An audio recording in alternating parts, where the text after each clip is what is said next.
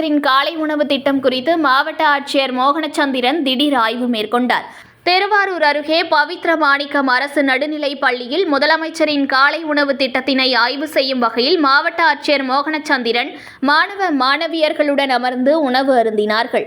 காலை உணவின் தரத்தை மாவட்ட ஆட்சியர் ஆய்வு மேற்கொண்டு மாணவ மாணவியர்களிடம் தினசரி காலை உணவின் தரம் எப்படி உள்ளது எனவும் கேட்டறிந்தார்கள். மாவட்ட ஆட்சியர் சாப்பிட்ட தட்டினை கழுவி வைத்தார். தொடர்ந்து மாணவ மாணவிகள் மதிய உணவு அருந்தும் வகையில் போதிய இடம் இல்லாததால் சிரமம் உள்ளதாக தலைமை ஆசிரியர் ஜெயந்தி ஆட்சியரிடம் கோரிக்கை விடுத்தார்.